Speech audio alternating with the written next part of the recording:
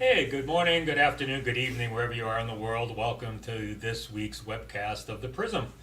We're one person down today. Jim Hotaling is preoccupied with another engagement. So if you miss seeing his wonderful face on this show, just join his podcast and download that. He has a great episode this week with Mr. Robinson talking about resilience again. So you get a lot of great information there. But in terms of today's episode, we're going to be really crisp with our topic, and we want to talk a little bit about the role of ego in leadership. Everybody knows you have to have an ego. You got to have some self confidence to be successful in this world. But ego can also get to the point where it can be damaging if you have to be the smartest person in the room, if it prevents you from listening, if it impacts your self awareness, et cetera, et cetera.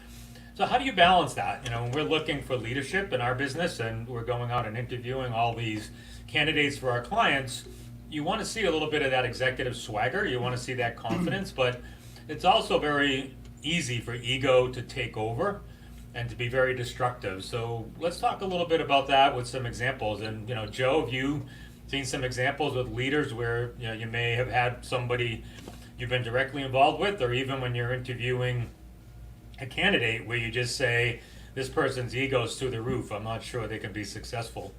Yeah, absolutely. I think we've all probably have encountered it one way or another. But I've certainly seen it, and I think maybe one of the most common things as it pertains to ego is exactly what you said. It's being the smartest person in the room. I feel like with ego, certain folks have a tendency to avoid others, not speak to them, not recognize them, colleagues especially, when they feel that they're a little bit smarter than they are, and they feel a little bit intimidated and threatened by them. So I've seen that. I've seen that plenty of times, and I've also seen that plenty of times even with candidates that I've tried to recruit in the past. And you learn it through asking some questions. But that's one I've seen often. I've seen I think people who are fearful of making mistakes. Again, same thing. Being able to make a decision. And being strong in your conviction and not being fearful of making a mistake because you're worried about what others' impressions are going to be of you from making mistakes. I've seen that often as well. But no, I've seen it where it really has hindered people from taking the next step in their career. It's unfortunate. I've been doing this for a long time, recruiting that is, and I've seen candidates who I thought were really good people. Who just were never able to get to the next level because they just could not get out of their own way. They just couldn't do it. They had a tendency to spend more time promoting themselves than really talking about and praising others on their team. So I think it's commonplace for sure. I think it's a killer, and it prevents a significant amount of people from taking that next step. And it's interesting comments because in the tech industry, a lot of people climb the ladder based on a specific subject matter expertise. They could be experts on chip design, or they could be experts on certain types of software or certain types of technology, et cetera, and they just keep climbing the ladder based on that expertise. And they develop these huge egos because they're generally coddled, and companies don't want to lose that level of talent. They don't want to lose that specialty, and their ego just continues to grow. And you get to the point where you say, hey, to be a great leader, to be a great CEO, you got to be willing to hire people who are smarter than you are. You got to be willing to fill in your gaps. But those, we talk a lot about blind spots and this development of ego over time to the point where you have to be the smartest person in the room creates huge blind spots. Huge. It also greatly inhibits somebody from hiring people who are smarter than them. They're, like you said, they're afraid. They're afraid to. It's a competitive situation that they're not comfortable with. They want to be the king of the mountain, so to speak. What about you, Vera? What are your experiences in this space? Right. Look, I agree with you absolutely because there are both positive and negative sides of ego, and this is something that we all have in us. No, it's a Latin word which comes from I think it's I myself. No, it's kind of a self-identification, and I've seen it from different angles and different perspectives, different cultures, and I think that, for example, in very hierarchic societies or like cultures that are very elitist, that you can see also in some European countries, so the ego as it is, sometimes it's maybe unconsciously, but sometimes it's developed from the time you are in the university, right? And sometimes it's very shocking because I'm not even saying about top leaders, but I've had situations when I was interviewing interns for projects, and you already feel this ego, and you throw yourself back, like 15, 20 years time, thinking like when I was getting my first job, I was just happy because I was just getting a job, any kind of job, in a company with more senior people, with mentors, and I think that it's present. It's present in many cultures. Of course, right now, as we speak more and more about the participative leadership, we speak about the empathy. Of course, I would say the priorities are changing, and I think a great deal of work in this respect is due to the importance of organizational cultures and the importance of this collective thinking and collective support in companies. For example, to your point, Mike, with respect to technical specialists that can grow very fast in their careers. So I think that it's again up to the organizational culture to not to neglect the personality, the leadership aspect, because a technical leader wouldn't be necessarily a good people leader or a good transformation leader. So it's definitely it's almost like a muscle, ego. So it's an instrument that you need to use with a lot of care. One has to be very sensitive, very emotionally intelligent to understand what are the negative and positive implications of ego, and in this way I believe that it wouldn't be a hurdle that as Joe mentioned could potentially stop you from career growth, from progression, from development, and also create unnecessary tensions with your peers or with whoever you have to interact in the business world or in the personal world. Mm-hmm. Yeah, it's a good point. I mean, it's a balancing act, right, Vera? You're absolutely correct. It is, because you need ego too. You have to have ego.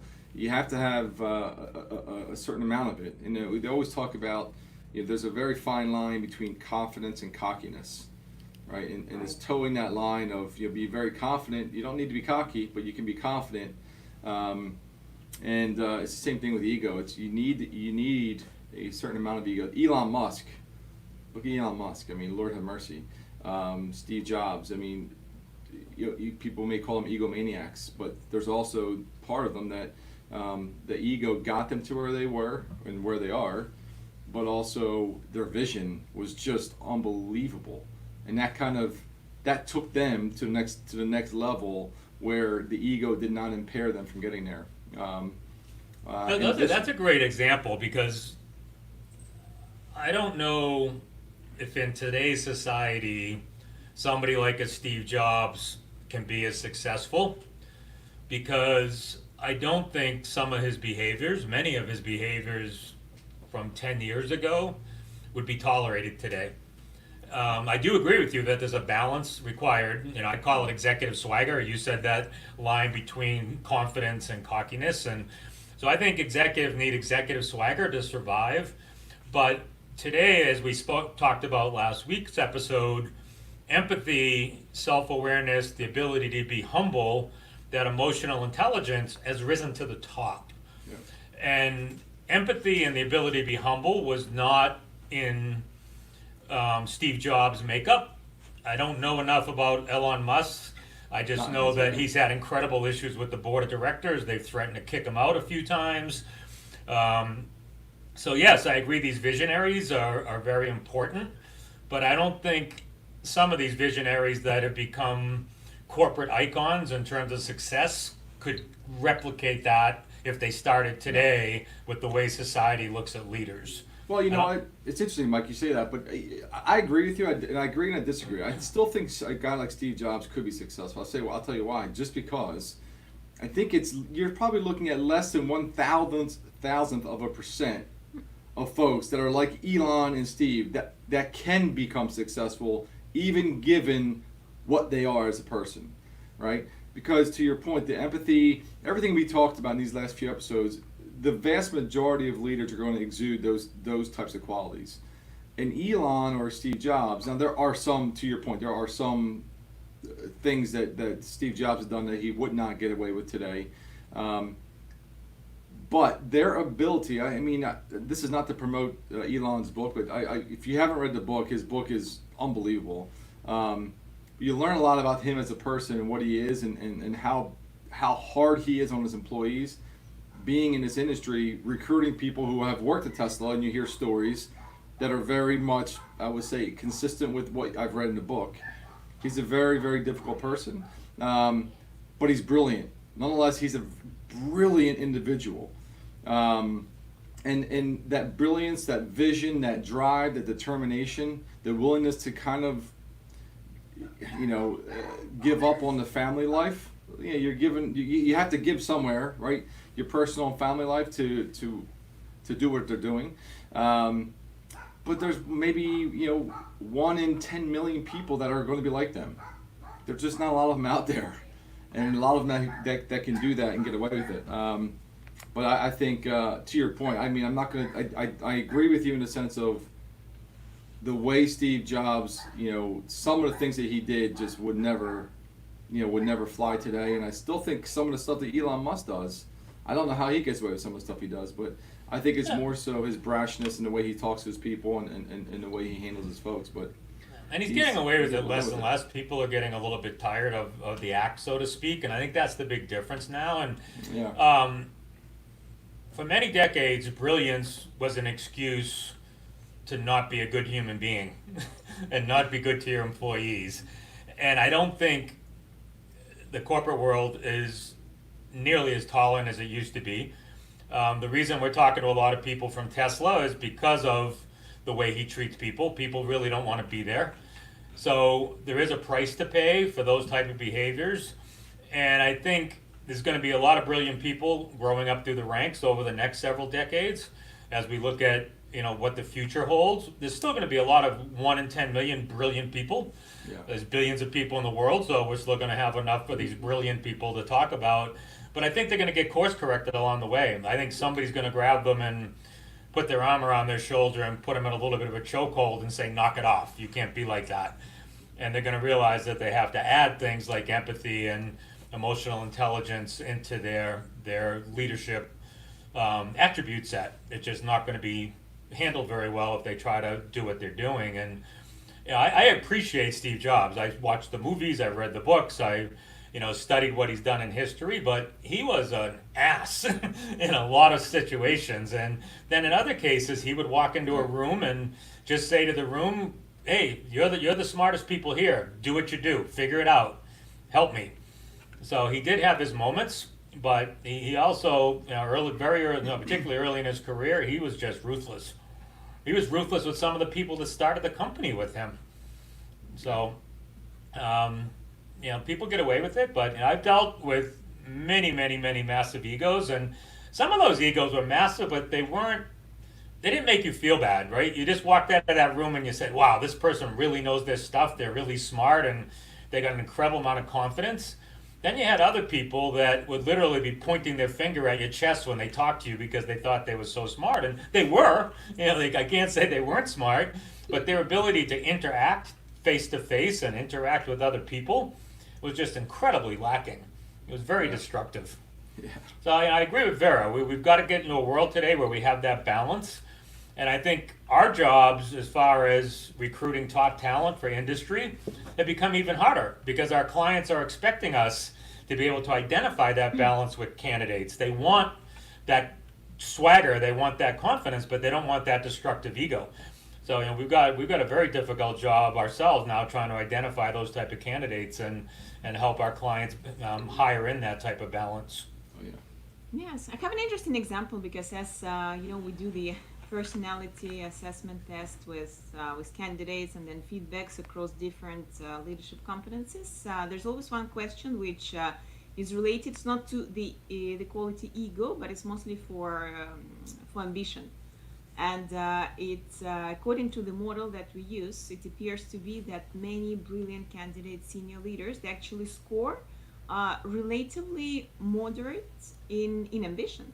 And their first question is like, okay, so what does it mean? So we've been digging deeper into understanding how this model works and what are the components, and essentially being excessively ambitious, it's when your ambition is mixed with ego, sometimes can actually be negative for an organization. Because one thing is when you strive to what you say to be the best version of yourself and really achieve objectives, and always trying to take one step further. But another thing is when you have this ambition, which can actually be destructive for your relationship with the team, for your interaction with stakeholders, because it's an ambition. I think that in its excessive presentation, which is mixed with ego, and I think that this is something that is interesting, because we reflect on it with almost every candidate, and before we have this deeper reflection and deeper insight on what it means, they always get quite surprised, because good leaders, they're humble leaders, so they would not be necessarily putting their personal ambition in front of the ambition of their team. Mm-hmm. Yeah. Yeah, we just got to continue to adapt to what the world's asking for. And had a call with a prospective client this morning, and they, at the end of the call, they're talking about all the different attributes and the different things we'd be looking for, and the special skills and all this other stuff. The ability to work globally, and this prospective client, said at the end of the day that the number one thing for us is fit. Culture. We're not a huge company, and we wear jeans and t-shirts to work, and I need to hire somebody that's going to come in and be able to sit across the table from our CEO and just be able to communicate. I don't care how smart they are and good they are at their job. If they don't fit our culture, if they don't get into the way we operate and the way we talk and our camaraderie and our ability to stay loose and joke with each other and have a good time, he said, I don't want to hire them. I don't care what their skill set is. So that whole concept of fit and bringing somebody in that doesn't have to be the smartest person in the room, that can be part of the team but still be very competent at what they do, put the ego in their back pocket when they need to, is just incredibly valuable. And I don't think it's a change that just happened overnight and somebody flipped a switch. But if I go back 15 years in my career and look at what was tolerated, then go back 10 years, then go back 5 years, then go to today, there is a very, very clearly defined change in what's important to companies. And I have never heard the words empathy as much as I've heard in the last year or so. It just comes up over and over again that if you're going to lead a team today, you've got to be able to love your team. They need to be able to love you. You have to have empathy. You can't just be a boss. You can't just be somebody that tells people what to do anymore. It's very, very different. Ego's got to be there, but it's got to take a back seat many, many times. It's 100% true. No, you're right. I mean, the cultural fit is the most important. I mean, I don't think it's even close, right? I mean, somebody could be the smartest person, but if they can't fit into that culture, it's like a Tasmanian devil coming into the company. It's just going to be a mess. I've seen it happen so many times. Where the client has hired the smartest person who had, the most glamorous company on their resume, they did not take into consideration the cultural fit. Yep, I agree. And It's very, very important. Yeah. The way we look at talent today is constantly changing, but things like self-awareness and the ability to be humble and put that ego aside when you need to and that empathy word again is incredibly important. With shifting gears a little bit, what I find interesting when we talk about the word culture, and I think you got a smaller company, 20, 30, 50, 100, 200 people or so, I think the leadership team has a pretty good handle on culture. When you get into larger companies, I've been absolutely stunned by what a culture actually is versus what the leadership team thinks it is. I bet you could use a company like Tesla and what their leadership team thinks the culture is versus what it actually is. And so when you're hiring in for cultural fit, you tend to get asked to hire as a cultural fit for the executive team, and they don't necessarily know what the culture is in the rest of the company, or how the rank and file, so to speak, in quotes, of the company views the executive team from a cultural standpoint. Sometimes they're viewed as having a culture of entitlement, and because they're not self-aware, they don't realize that the workforce looks at them that way. So it's very interesting when you try to match that space too. Any comments in that area? The personal experiences with cultural mismatch between what the leadership thinks and what actually exists? Vera, look like you're chomping at the bit there. Yeah, no, I think it's an extremely relevant topic, and the culture fit, it's relevant across, and especially right now, because you see that again there are many companies which are living transformation processes, there are mergers, and this culture component sometimes it's so important that it's easy to realize, like it's easy to find justification why something hasn't worked, but in most of the cases it's due to this misalignment at the level of culture. And essentially I've also seen examples when the term corporate culture, it's maybe not used correctly because it just reflects the personal vision and personal convictions of a very limited layer of senior executives, and like this they distance themselves from the rest of the team, and this is what creates also internal problems when team just don't want to follow the leader. And this we come back again to the traditional top-down way of managing companies, which was maybe more present 10-15 years ago, but you still see it across many cultures. And these kind of discussions, unfortunately not every employee can have with his leader, and I think that the focus on this aspect is extremely important nowadays, especially if companies would like to successfully implement this change and without major consequences for its workforce. It's funny you say that, the comfortableness, right, of employees to communicate. I was just going to say, when you asked Mike about have I seen any examples, I would say, in my experience, I think the biggest disconnect is with HR and executives. Mm-hmm. Meaning, companies who have used HR groups as just traditional HR, benefits, compensation, hiring, not truly engaging the people. There's a lot of companies who are, I think, more progressive in where they're looking at people and calling them directors or chief, instead of a CHRO, or you can still keep the title, but they're chief people officers, right? They're more inclined to really engage the people. And I've seen companies who are doing that, who have a much better pulse on what the culture is, versus I've also worked with clients, big, small, medium, who, I'll talk to the CEO or CFO or what have you. They'll say one thing and the HR person will give me a completely different description of what the culture is. Completely different. It's amazing to me. And so I still think until companies can really understand that, to your point, Vera, that it's the same thing. I give the same parallel to when a candidate interviews at a company through an executive recruiter. They're going to say things to us and ask us questions that they necessarily aren't going to ask the company. That they may not be as comfortable asking the company in the process, right?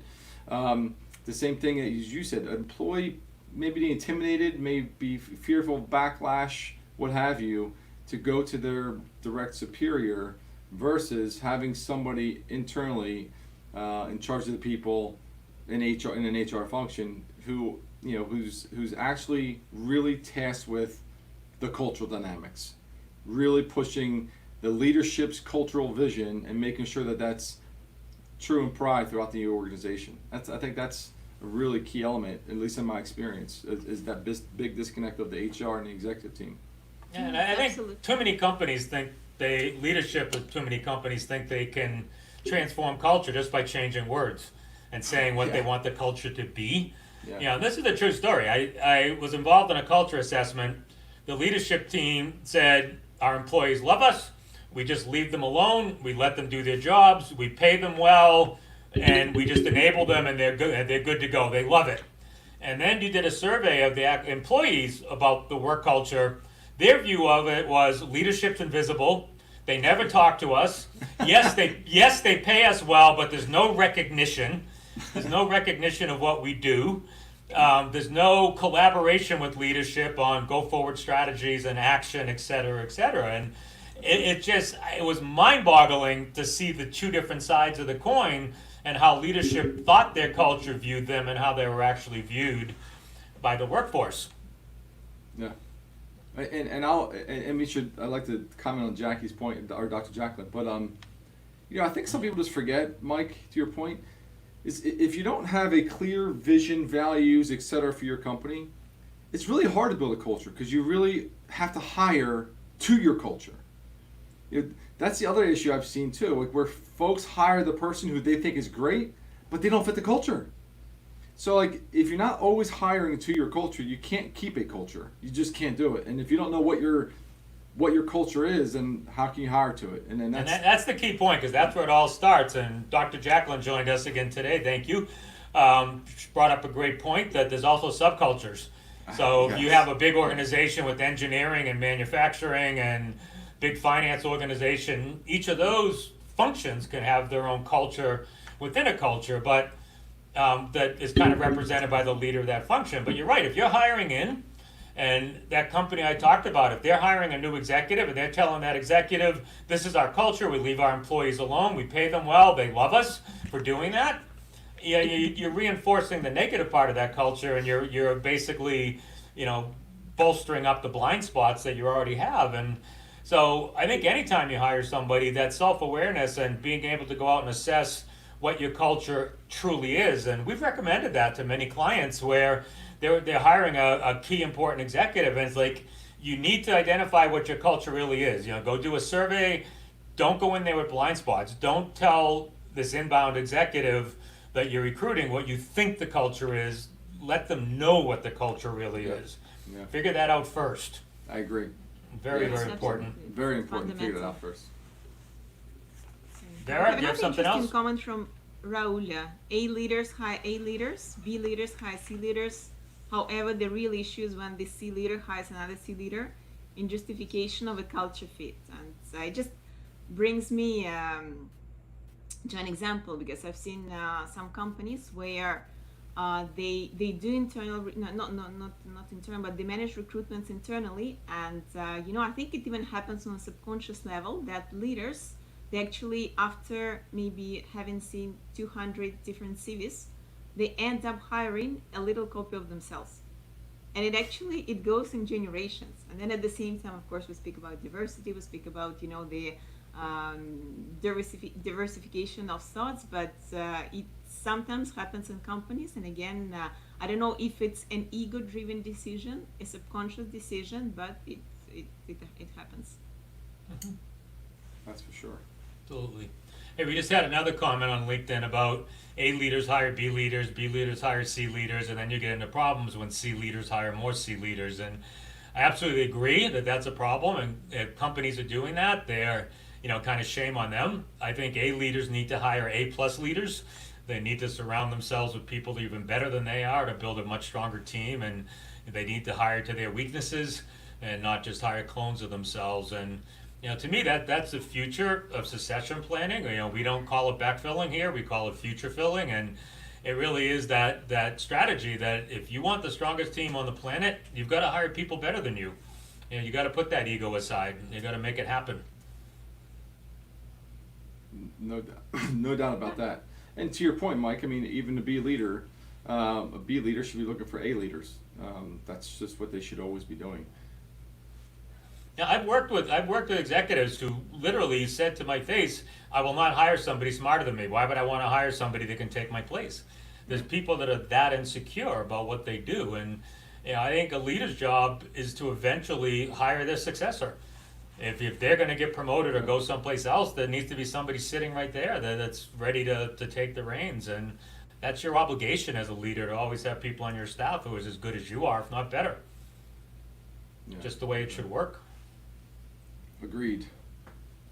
All right. I said today's episode would be pretty quick. We're missing Jim, so we're not going to have our leadership roulette here and in the show, and I don't want to kind of force the conversation. I think we've made some very good points here, and ego's an interesting topic, but it's something you can get to the ground level on pretty quickly, and I think we did that. And culture fit has been discussed over and over again, and we hit that. And that keyword empathy is probably going to come up in every single one of our episodes. I just think it's so important, and particularly in days like today with people working from home, and there'll be people that want to come back to work that may not be able to because of underlying health conditions, so they'll have to keep working from home, and their leader's going to have to treat them just like they were in the office, if that's the type of leader, that likes people in the office. And you got to have that empathy that we're going to be dealing with a lot of different things for quite a few months to come, and just go from there. All right, so I'd like to thank everybody for joining us today, and it's another episode of The Prism. We're on every Wednesday live at 11 a.m. Eastern Standard Time. And The Growth also has 2 other live webcasts on Tuesdays and Thursdays. Tuesday's The Elephant in the Room, and Thursday is The Director's Chair. Both very interesting episodes, so I hope you join us for all 3 episodes every week. It was great having everybody today, and thanks to Joe and Vera for joining us, and we'll see you all next week. Take care, everybody.